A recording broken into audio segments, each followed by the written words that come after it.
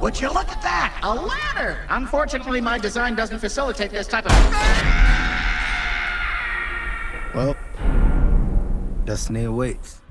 Even if you haven't been to the cinema to see it, you'll no doubt know all about the Borderlands movie released in August 2024. Sadly, Borderlands hasn't been the talking point at watercoolers the world over because it's the pinnacle of cinema. It's been a talking point because it's so bad, like really bad. I don't know if words exist in the English language that will allow me to convey to you how bad this movie is, but today we're going to try our best, so here we go. We don't believe it's an understatement to say it might just be the worst video game adaptation of all time. The writing is poor, the dialogue is dreadful, the performances are, by and large, phoned in, and the bombastic, chaotic feel of the games has been completely lost in translation. But how did it end up this way? Is Borderlands the wrong IP to bring to the silver screen? Was it doomed to fail simply by virtue of the fact that it's a video game adaptation? Or were there other forces at play here? I'm Ben from TripleJump, and today I'm trying to determine, is Borderlands the worst video game movie of all time? Ew! Put the window up. I don't want to! Roll the window up! It's Pete. It's Pete. Why do you think it's called Piss Wash? How did it get the name? It's in my mouth! In order for us to come to a conclusion as to whether Borderlands is indeed the worst thing to ever happen to video game movie adaptations, it's worth taking a look back at some of the others that have come before it. The very first live-action video game movie adaptation was 1993's Super Mario Bros., and it wasn't great. Critics commented positively on the set design, special effects, and Bob Hoskins' performance as Mario, but they weren't super impressed with the writing and the lack of consistency in the film's tone. Despite Super Mario Bros.' failure, the floodgates were open and more adaptations soon followed. Street Fighter released in 1994 to a less than stellar critical response, though audiences did quite like it thanks to the over-the-top action, campy dialogue, and Raul Julia's excellent performance as antagonist M. Bison. The following year, Mortal Kombat got a film adaptation, and whilst the reviews were a bit mixed, audiences quite liked the silly action sequences, kooky cast of characters, and cheesy writing. The tradition of not amazing but still somewhat enjoyable video game movies continued throughout the 90s and into the 2000s. The likes of Resident Evil and Silent Hill were probably not what anyone would call cinematic masterpieces, but they were at least good fun in a bad horror movie sort of way. Then, in 2003, a new kid on the block stepped into the limelight. Now, is Uwe Boll the best director in the world? No. But did he make some okay-ish video game movies throughout the 2000s? Also no. All of his films were terrible and critically panned. In fact, it's probably because of Uwe Boll that video game film adaptations have such a bad reputation. In more recent years, however, live-action adaptations have gotten quite good. 2019's Detective Pikachu was, and this might shock you, a half-decent film. It was funny, had great visual effects, was well written, and both Justice Smith and Ryan Reynolds put in great performances. Sonic the Hedgehog was released the following year, and whilst it was far from perfect as movies go, it had a good sense of humour. Sonic himself looked great, though this was partially down to the internet kicking off at his original design, and rightly so. And the whole cast did a wonderful job in their roles. More recently, studio bigwigs have realised that video game adaptations don't just have to be limited to the big screen, and TV series like The Last of Us and Fallout have debuted to universal critical acclaim. But what does all of this tell us in relation to Borderlands? Well, the fact that there have been good live-action adaptations of video games means that there is a way to translate video games into movies and TV shows successfully, so clearly it wasn't the decision to adapt a game that was the problem. Maybe Borderlands was bad because the Borderlands games just don't translate into any other medium. Time to make it rain! With your body parts! What did I tell you? Minimal explosions! I said no explosions! I'm going to come straight out and say it. I don't think that this was the problem. But we're trying to be objective here, so let's go beyond my own personal opinions and see if we can't work out if indeed Borderlands could be adapted successfully under the right conditions, or if the very nature of the games means that any TV show or movie based on the property would be doomed to fail no matter what. In order for a film or TV show to be successful, there are a few key ingredients. You need an interesting setting, an engaging story, and sympathetic characters, plus a few other things, but those aren't really relevant right at this moment. You certainly can't accuse Borderlands' setting of being dull. Much of the game's action takes place on the planet Pandora, a destination we wouldn't recommend to any tourist, but especially those looking for a nice quiet holiday. The planet is teeming with dangerous wildlife, which makes it almost impossible to inhabit, and thanks to corporations fleeing the planet and leaving behind their criminal workforces, the whole place is crawling with miscreants. However, Pandora is also home to a number of Iridian vaults which are allegedly filled with treasure and riches, though they are all guarded by big old monsters. Okay, fine, so the setting is certainly interesting, but maybe you just can't tell a good story in the Borderlands universe. Alas, we can disprove that theory too. Admittedly, the main 3 Borderlands games are squarely focused on the action, and though they do have stories, for most players the plot isn't what draws them in. However, in 2014, Telltale Games released the first episode of Tales from the Borderlands, an episodic comedic graphic adventure that brought something new to the table because it was all about the narrative and player choices and less about the looting and shooting. Over 5 episodes released between November 2014 and October 2015, Tales from the Borderlands regales players with the story of Hyperion employee Reese and con artist Fiona, an unlikely duo who come together through circumstance and team up to find a vault. So good was the story in Tales that it was nominated for Best Narrative at the 2015 TGA's Outstanding Achievement in Story at the 19th Annual DICE Awards and won Hardcore Gamer's Best of 2015 award for Best Story and the 2015 Navigator accolade for writing in a comedy. Clearly then, there are good stories to be told. Maybe the characters just aren't all that inspiring? I'm afraid not. In fact, more or less every entry into the Borderlands franchise is brimming with weird, wonderful, and wacky folks, so whether you're looking for strong and powerful heroes, humorous sidekicks, or a dastardly, narcissistic, megalomaniacal villain, Borderlands has you covered. It would seem then that Borderlands does indeed have all the makings of a good film. With a decent script, the right cast, and a production team who are fans of the games at the helm, plus a whole load of over-the-top violence and gore, some half-decent jokes, and a ridiculous number of equally ridiculous guns, Borderlands could have made for a fantastic movie. So, if we can't blame the very fact that Borderlands is a video game adaptation for its failure, and we can't blame the source material, then who's responsible for this utter mess of a movie? Perhaps a look behind the scenes might give us some clues. What? I'm expelling the excess lead. Oh, big bullet coming. Oh, there we go. Do this enough time. This has to happen now. It was all the way back in 2011 that Gearbox CEO Randy Pitchford had his first conversations about the possibility of bringing Borderlands to the big screen. The fancy-shirted lad had never been a fan of the idea of turning his games into movies, but it was producers Avi and Ari Arad who were behind the likes of X-Men, Iron Man, and Morbius. Bloody hell. Who changed his mind. So much so, in fact, that he had plans for an entire Borderlands cinematic universe a la Marvel. Sorry, Randy, but I don't think that's going to happen now. Things cooked behind the scenes for a bit, and it wasn't until 2015 that the world got more news of a potential Borderlands adaptation. Shortly before the movie was officially announced, word spread that Lee Warnold, the Australian filmmaker responsible for series such as Saw and Insidious, would be taking on Borderlands' directing gig. However, when the movie's announcement came around in August 2015, there was neither sight nor sound of him. Eventually, the project was given to Eli Roth, who is perhaps most famous for creating gory horror movies like Cabin Fever and Hostel, and he was inspired to pitch his vision for Borderlands to Lionsgate after watching his French bulldog doing her stinky business. What? Oh, suddenly, so much makes sense. When it came to nailing down the script, Borderlands seemingly went through a Rolodex of different writers. Originally relative newcomer to the scene, Aaron Berg was signed to pen an edgy R-rated take on the source material, but by June 2018 he had been replaced by Oren Uziel, notable for his work on the likes of 22 Jump Street and Freaks of Nature. He didn't last long either though, because in 2020 it was announced that Roth would be directing a Borderlands movie based on a screenplay written by Chernobyl creator Craig Mazin, but that script was then rewritten by Jewel Taylor, Tony Rattenmeyer, and Eli Roth himself.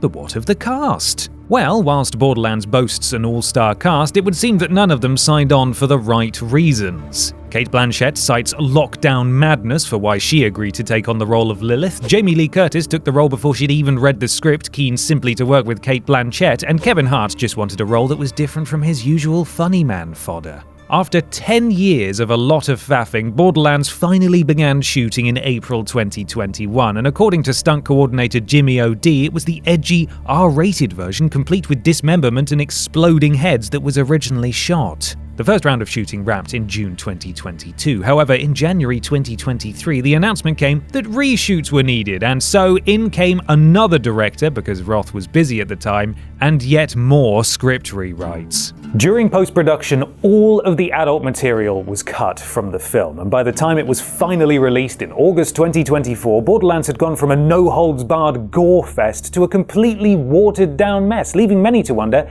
who exactly it was for. And that was far from the only criticism. Follow me this way. I have a tremendous sense of After over a decade in production, Borderlands was finally released in cinemas worldwide on the 9th of August 2024, and the response from both casual moviegoers and professional critics was not good.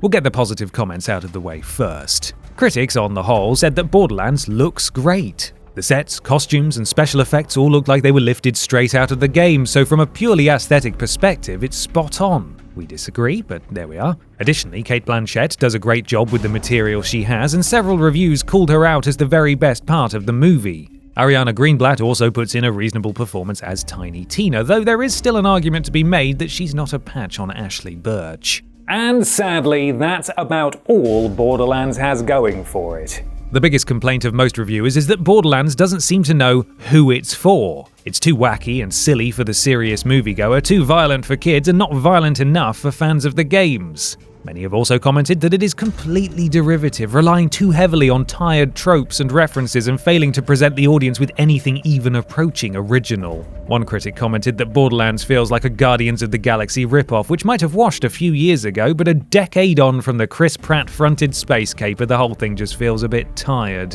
Aside from Cate Blanchett and Ariana Greenblatt, the cast does a fairly dismal job. Jamie Lee Curtis at least seems to be trying to do something with her poorly written character, but her efforts never quite pay off, and one critic found Jack Black's performance as Claptrap so irritating that they likened him to Jar Jar Binks. Ouch. Actually, while we're on the subject of the writing, we should probably point out that didn't go down too well with critics either. What a surprise. The dialogue is generic, cheesy, and just plain awful in places. The plot is both bland and nonsensical, and the characters feel like empty husks compared to their video game counterparts. Suffice it to say then, that critics weren't keen. Professional film critics can be quite harsh though, so we here at Team TripleJump thought we'd take a field trip to go and experience Borderlands for ourselves.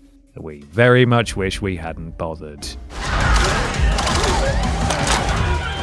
What are you doing? I needed a gun. So you asked for it, Tannis. Having sent our intrepid reporters to the scene of the crime, I can now confidently state that this film absolutely pushes the video game adaptation scene forward in every possible way, by making every other tie-in look incredible by comparison. Mild spoilers ahead. In short, Borderlands is bland, charmless slop, devoid of any heart or soul, so poorly written, produced, and packaged that you'd almost mistake it for a parody of video game adaptations, except that a parody would have been somewhat humorous. What passes as a plot is simple and mostly predictable. Bounty hunter and hairspray aficionado Lilith travels to her home on Pandora to help evil corpo boss Atlas find his missing daughter Tiny Tina, a chosen one with powers to unlock a legendary vault of vast treasures. On the way, she joins Roland, the generic soldier, Krieg, the allegedly wacky psycho, the insufferable Claptrap, and a few other unfortunate souls. Things happen, guns are fired, one-liners are bumbled through, more guns are fired, and before you know it, we're supposed to gasp in surprise at a reveal already spoiled by the first game's character select screen. Not that you'd need prior knowledge to see this coming, which is the real point. You can still enjoy the journey if you know the destination, but here,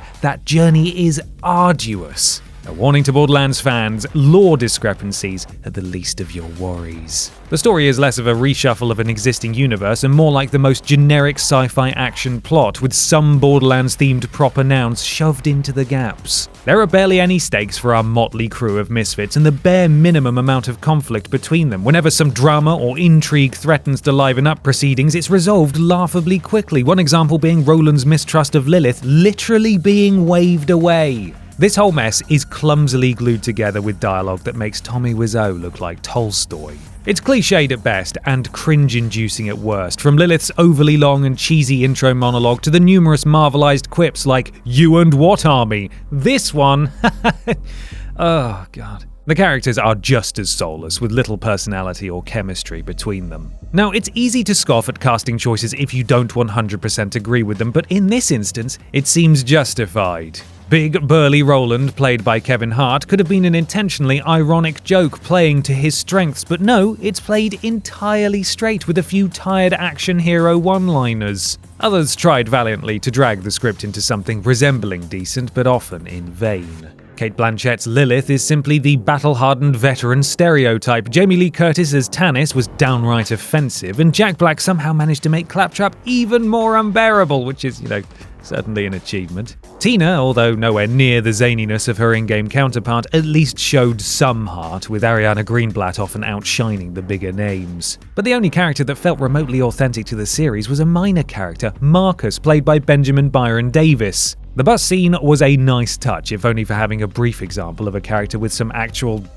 character to them, even if it is just as a gun pervert. And that's another example of how artificial this whole film feels. One of the biggest parts of the iconic Borderlands identity are the guns, the insanity, the ingenuity, and the sheer variety of means to cause chaos. Some weapon designs look authentic, yes, but the endless shootouts and set pieces all feel so dull, the stunts so generic that most action scenes are best used as a white noise sleeping aid. Where are the guns that walk, guns that talk, guns that shoot bouncy projectiles or weird goop or explode when tossed aside? Most of the action feels like seeing someone bunny hop a small curb on their bike, but doing it with the grandeur of jumping the Grand Canyon. Every part of Borderlands' outrageous, bombastic nature has been toned down, shedding its entire identity just to hit that 12A rating. Jokes are neutered, the trademark gratuitous violence is heavily diluted, and even the set design suffers, an area where our feelings differ from the critics. Clearly, they spent a lot of time, effort, and money on this wacky wasteland aesthetic, with some areas and costumes looking quite good, but they still come up short here, stuck in an almost uncanny valley of not quite accurate, which ends up looking quite noticeably worse. And that's not to mention the litany of production oopsies, from questionable CGI during most action sequences to multiple obvious voiceover dubs and scenes that just feel so detached between characters, with noticeably stiff interactions between the cast of actual humans and the non-existent CG characters. In the games, both the characters and the setting are awash with colour, figuratively and literally, and yet somehow they've managed to condense that into a homogenized pile of piss yellow cliches, figuratively, and in one scene, quite literally.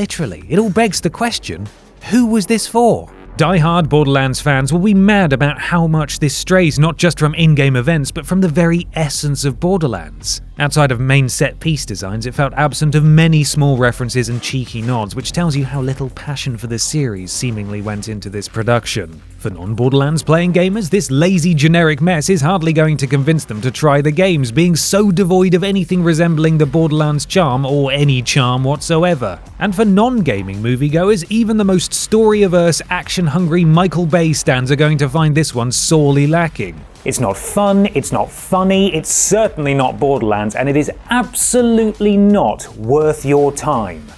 Nobody kills me but me! We opened this video by asking, is Borderlands the worst video game movie of all time? And I think the answer to that question is a resounding probably. On paper, it is certainly more accomplished than anything Uwe Boll has ever served up, boasting decent visuals and one or two reasonable performances from its cast members. In reality, though, Borderlands just isn't any fun.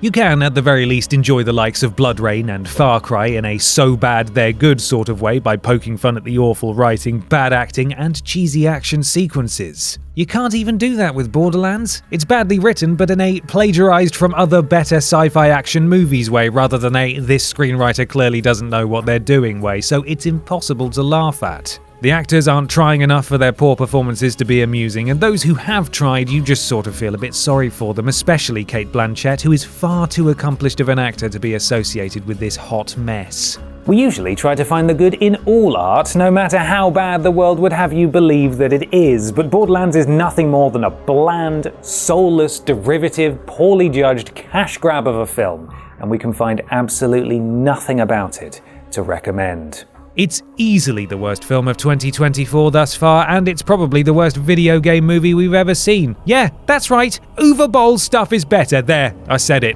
and I'm not taking it back.